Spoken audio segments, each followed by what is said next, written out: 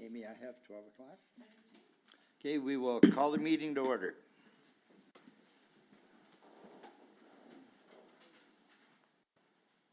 I pledge allegiance to the flag of the United States of America and to the republic for which it stands, one nation, under God, indivisible, with liberty and justice for all.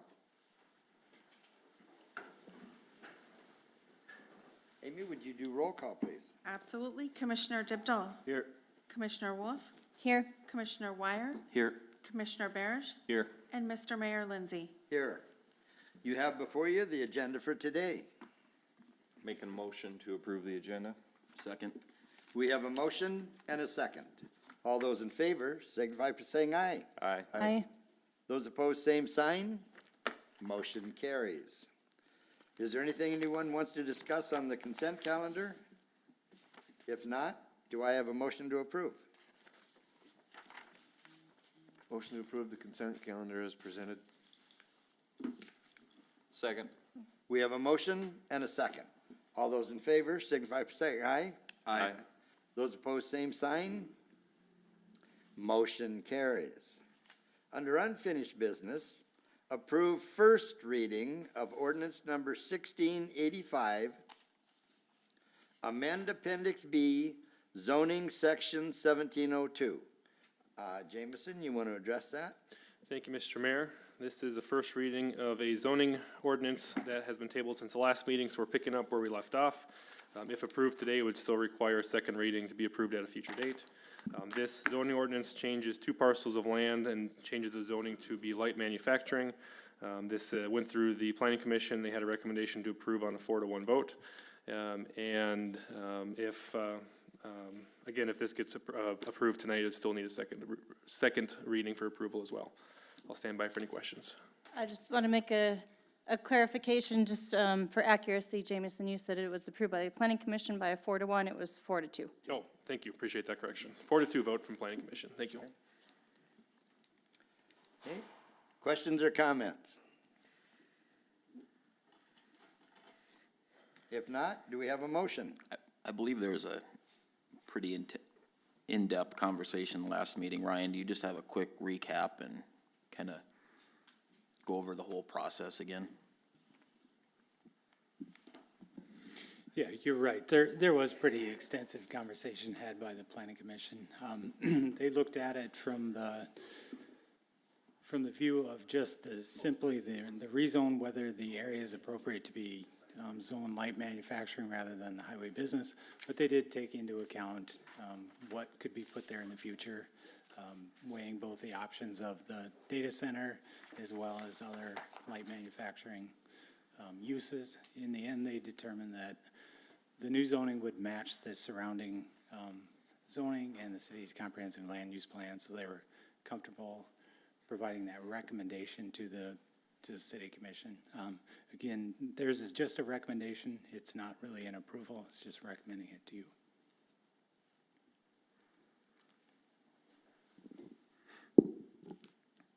Other questions or comments? And this is, I mean, based on the map and what, how your conversations went, this is not a spot zone. This is a continuation of existing zoning, correct? Yeah, so with the highway business zone, there's highway business to the south of that, so it would,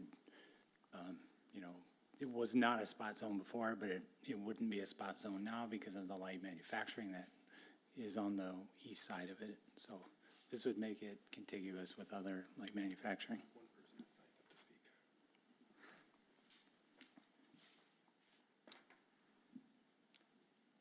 Other questions or comments? Okay, and again, I'll just point out, and that's from the meetings that we've already had, and that this is just a first step, and that there's multiple steps, moving forward, and that before anything else would transition into anything that's concrete. So, but if we don't move forward, we can't get a lot of the other questions answered in that we were looking for. So that's kind of where I'm at on this. So, any other questions or comments? Hey, do we have a motion?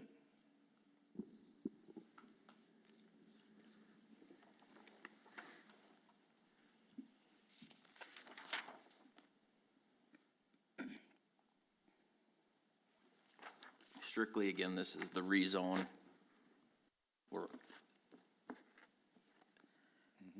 discussing the rezone of one parcel, correct? That's it today? Actually, it's two parcels. Or two parcels, sorry. Three, two. like 3¼ acres that's already, and then a ½ acre that is, zoned as ag. Yep, we'll strip at the top. Yeah, just a little strip. and Why then- are those two parcels? Is that, I couldn't say. I honestly didn't realize that there were two parcels there before we did the courthouse research. And when we looked at it, we determined that there were two parcels. I'm not sure what the purpose of that is. no future right away on the No, north there? nothing like that.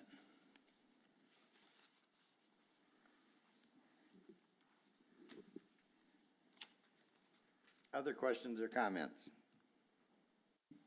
With that said, I'll make a motion to approve the first reading of ordinance number 1685, amend Appendix B zoning section 17.02. Second? Okay, we have a motion and a second, but we also have a person that wants to speak during public comment. So before we vote on that, I'm going to ask Craig Hoffman if he wants to come up to the microphone. And then Craig, on the front of that, there is a button. And then a little red light will turn on. Right, yep, right there. There you go, it's on. Oh, I was looking down there. Yeah. Hello to everybody. I just had a few questions. And then for those that are at home, if you would state your name. Okay, my name is Craig Hoffman. Very good, thank you. I did catch part of the last meeting 2 weeks ago when there was a lot of people speaking. I just wasn't able to make it, but I did watch it online. There were some great questions, and you guys did have some great information, I thought. I just thought of a few more things about the rezoning and the possible. It's actually stated as a bit mining center that might be coming there. Correct. Is That that would be the the correct type, term? yes. Okay. And it was stated that it would be start very small, like just the size of, basically like semi-trailers or shipping containers, right? Correct. And that's, if the area is 3 acres, is there any plan, if they decide to grow, has that been contemplated, I guess? If they expand in size, the power use, is there any thought of that in the future? If they grow, how it would affect the city's power? That would all be determined in that, once we get to a step, if someone were to come forward, and that, and we would be able to answer those questions. And then, the power in that is coming from Heartland, to it, and, they would have to answer the question as to how much additional power they may have available. So the city wouldn't have as much, Heartland will have more say than the city on the power use? We purchase our power through Heartland. Yes. So, And so, go ahead, Jay. yeah, so it's the city as the utility provider, so the city has the final say in how much they can expand. So I think what's important here is that sometimes people are thinking about some of the 300 or 400 megawatt projects that happen in the state, and that simply couldn't happen in Madison because we don't have that power available. Yeah. So this project, at this point in time, what we know is it's planned to be about 10 megawatts. And if they were to expand any larger than that, it still has to be within the power that we have available to sell to them. We can't sell them power that we don't have Right. access to. And the 10 megawatts, is that day, or how is that for time? Is that daily, or I'm not that familiar with the rates? 10 megawatts, it would be, Yeah, it's Yeah, 10 so it would- megawatts continuous, basically. There's a load factor in the 90 percentile, but yeah, it's basically gonna run 10 megawatts, 24/7. Okay, what does the city of Madison, do you have an idea what they run to compare the two? yeah, the total city, including, well, I'll set aside DSU because they're a little different. They have their own allocation from the Western Area Power Authority. So you set DSU aside. My understanding is the whole city's right around 15 megawatts. That'd be right, Mike? I'm getting a nod of approval from the back there. So right around 15 megawatts. And so I want to be clear that if we add a 10 megawatt new load, that is power that we know we have available that we can purchase through Heartland and sell to them. And we would still have enough capacity within our system for another 2 to 5 megawatts is what we're thinking now. And The maximum? Yeah, that we could add on without any big changes to the system. And that, when you're adding in 10, saying that we still have 2 to 5 left doesn't sound like a lot, but when you take into consideration that the whole town minus DSU is 15 megawatts, 2 to 5 megawatts is still a lot of power. And so we would expect to have some, plenty of opportunity for more business, new business, current business growth or expansion. And then if this mining facility would want to expand beyond 10 megawatts, and if that requires improvements to our system to get that power to them, they would be paying for all those system improvements as well. So if they want to go from 10 to 20, they need to make sure that they can pay for those system improvements, and then we can buy that power from Heartland as well. But at some point, and I don't know what that point is, but like I said, we can't bring on a 300 megawatt facility to town. So at some point in there, we just don't have the power available that we can buy to sell them. Does that make sense? That's quite an increase in load. If you said the city of Madison is roughly 15. So that's almost, over half of what Madison is using. There's no issues foreseen with that, adding that load? Correct. Yep, our system can handle that, and any system changes needed, again, would be paid by the mining facility. Is that gonna be written or contracted, that Yeah. would be set in stone? Yep, that they would pay for those system improvements? Yes, that would be clear in contract. I believe it's already in the letter of intent that we signed with them, but that just sets out our objectives or the letter of intent. But when we get to the point where we would have the ability to vote on a contract with them, an agreement with them, it would be clear in there that they are paying for all system improvements. And that's required for them to be even eligible for the data rate that is available through our relationship with Heartland as well. So if they're not meeting the requirements of that data rate, then they wouldn't be able to receive that rate. Would that be correct in saying, Kelly? Yep. In my memory in that, Kelly, is that they'd have to use a minimum of 5 megawatts to be eligible for the data rate, and up to 10 megawatts. So we keep talking 10, but we don't know exactly what size, something may come in. But if it's between 5 and 10, it would qualify. Well, and the data rate goes beyond that as well. 10 is the number that they've kind of given us as a starting point for where they would start their operations at, but the data rate would be eligible for power past 10 megawatts as well. But we can only sell so much based on what we have available to us. And Heartland has the excess power that they're currently selling by the minute, basically, on the open market. And so this would give them a steady flow to a customer rather than, the daily sales and that on the open market for the excess power that they have available that we are not using. And I'll try to make it very clear again, I think I said it, but, we want to make sure that anything we bring in with the mining facility, that we still have power available for our current businesses to expand, for some new businesses to come to us. And so we still are confident that we would have access to power both through our system and through purchases through Heartland Energy for future growth of the city. We don't want a data center to come in and eat up all the power that's available. We want to make sure there's still Yes. power left. I think that's what people are very concerned about. Yeah, we wouldn't want that either. I watched a webinar from Sioux Valley Energy. It was about a month ago. I didn't see it live, but the link was sent to me. And they took questions about all the load growth that is happening across the whole state with the mega dairies and just so much expansion. And one of the people, I think Tim McCarthy's his name, he was on the webinar, and he point blank said that if the way demand is increasing, he said the whole country, but he says this country, I think he stated, that was in the beginning, but I've got it on video that he said this week will run out of energy if we don't produce more. He point blank said that, so that's quite a statement coming from the head of our Sioux Valley Co-op. So you just wonder about all the loads that are getting increased across the whole state. If the generation of power doesn't meet the load growth, there's gonna be some problems, and hopefully that's getting addressed, but these mega dairies I've just heard more talk, there's more up in the northern part of their state, and I've heard that there's a few more looking possibly into Lake County even. So the load growth that is coming across the state, and across the whole country for that matters, it's pretty amazing. And I've also read this Tim McCarthy, he wrote an article a year and a half ago, I saved it, talking about how weak the grid is, and basically saying that there's things, we all have heard that the grid is weak, but it's just a little surprising that, he stated that it could be, you know, huge problems in the future, depending on the load and weather, of course, too.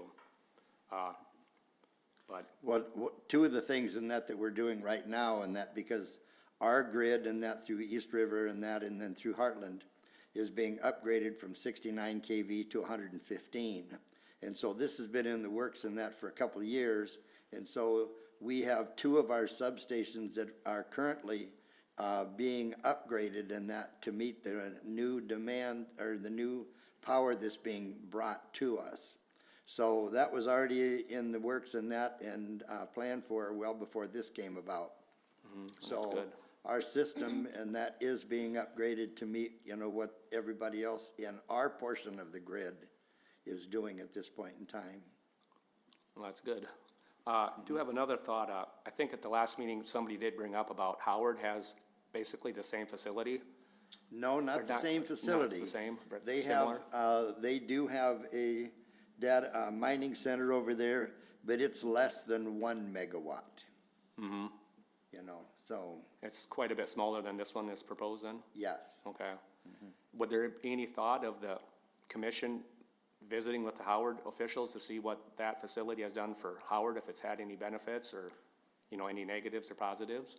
Well, these are the things in that we have a list of questions in that, you know, that if this were to move forward, we'd be able to get a lot more of those answers. Mm-hmm. But at this point in time, we're just in this phase of rezoning a parcel of land to make this opportunity available to find out, you know. So the next step would be 2 weeks, and that it would be a second reading, and then if that passes and that, then after the second reading, then it would give us the opportunity to visit with a company and learn more. Nothing is final until it goes through planning and zoning, because they'd have to have a conditional use permit. And during planning and zoning, a lot of the questions and things that they would have to come up with, you know, for sound mitigation and whatever else, would be answered. And then after planning and zoning, then it'll come before the commission again. So there's at least, you know, 4 steps, and we're just in the first one. Yeah, and I just add, I'm very familiar with the Howard project there as I work for Heartland Energy. So the thing about it is it's not comparing apples to apples because it is under that 1 megawatt, or it is under 1 megawatt. That threshold for the rate structure that this one would qualify as 5 megawatts and above. In addition to that, you know, this load again is interruptible. So at any point that the city was concerned about grid constraints, we have the option to shut it off. Yes, it's definitely a benefit. Yeah. I agree with that. I have heard that one company, or Giga, is that somebody that you guys have talked to? I thought I've heard that Yes. company. Has there been any research done on them just to see what their, you know, business has been like in the past or wherever else they've done business? If they're one of the considerations? Yeah, and I would say that they are the consideration at this point. As the mayor indicated, we want to make sure we get this property, zoned correctly, because there's no point in continuing conversations with any data center if we don't have a property that's appropriately zoned. So we're kind of trying to get that first step out, but the commission did approve that letter of intent with Giga Energy, so they are the ones that we are prepared to speak more directly with. And we haven't started those conversations because, again, one step at a time. But other than some conversations with them and reviewing their website, we haven't done a lot of background research on them. But we know that Heartland Energy has also kind of vetted them as well. They get a number of companies that reach out to them, are always looking for locations to expand businesses, and they've vetted through some of those because there are some of those folks that frankly we don't want to have come to Madison that either isn't a right fit or just isn't what we're looking for. And then they kind of narrow down to ones that they feel would be a good fit, and they pair them with their customer communities, and that's where we're at. We were still in that learning phase too. Okay. I also heard that some of these companies that it can be different company that builds it, and they can possibly lease the actual building. Do you know what their plan would be, or isn't that far yet? We aren't even there. Okay. Our conversations really won't begin until we have a parcel and that would qualify for them, You know, otherwise, they're just visiting with other Right, for cities no- as well. Right. Yeah, we're not the only marble in the basket. Okay. Well, that's about all I have. Thank Thank you you. very much. Should I shut this off? Yeah, you can. Thank Okay. you. Thank you. All right. So we do have a motion and a second on the floor. So any other comments, questions? I have a question for Ryan, maybe. On this rezone, is there anything, if we move forward with the rezone, is there anything we lose or we can't undo or go back to the current zoning? No, I mean, once something's rezoned, it's subject to being rezoned again. I think if you were to approve the rezone to light manufacturing and nothing materializes there, and in the future, you want to change it back to highway business, that's certainly an option.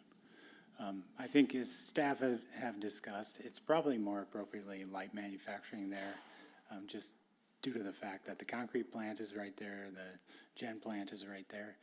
It's probably better, in my opinion, for light manufacturing. But you certainly have that option to rezone it back or rezone it to really anything. Other questions or comments? Yeah, I do want to address, we've heard of a lot of concerns and questions from the public on various things related to the data center specifically, which are, perfectly valid, and they're questions that I have myself.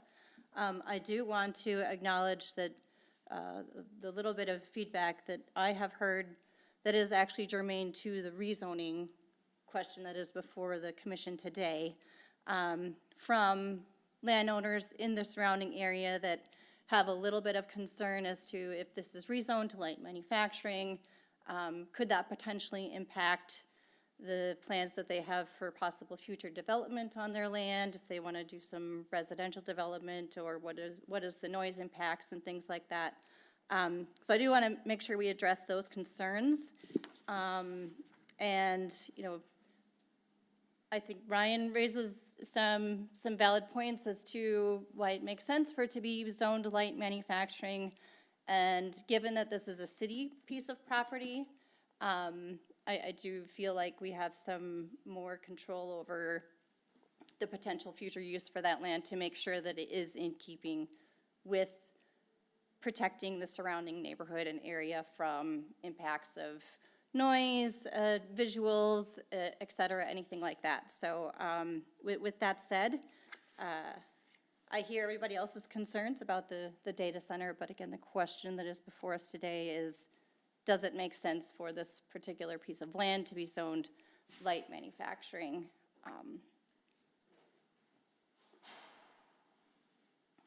And I think, given Ryan's information, it does seem like that might be a good use case for this land. Other questions or comments? How do we review our zoning map? Do we actively look what everything's rezoned or is zoned currently as, or do we wait until an application comes in for an area? A little bit of both. So our comprehensive land use plan looks at our current zoning, and then it looks and kind of, forecasts the future. And this area here has a lot of areas where you have business next to light manufacturing, and there's residential not so far away. Those are often known by the future land use plan as a mixed area and could kind of go either way. This area is identified as mixed residential / commercial. So, our zoning map, it's indicating future development is going to be driven by future needs and could go either direction. So we don't really go and rezone things based on that future land use. We just identify potential. The ability to change those zones would be an application. Other questions or comments?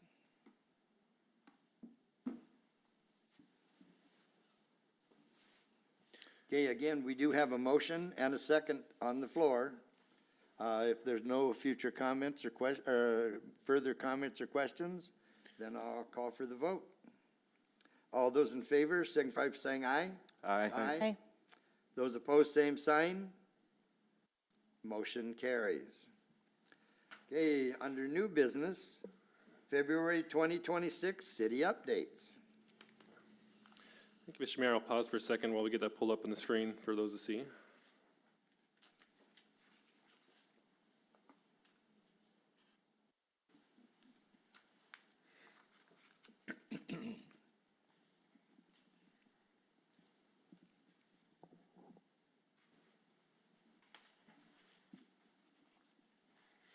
Okay, so this is the monthly updates to start off our new year here. From looking at the, I guess we're in February now, starting off in February. So here's our list of active projects updated regularly to make sure that we are keeping a accurate list of what's going on. And we have just a few things to update you on this month. We'll start off with the migration to the government community cloud. This is something we've been working on through Secure South Dakota. We've had people attending our meetings with us in the past to, Amy, can you flip the next slide?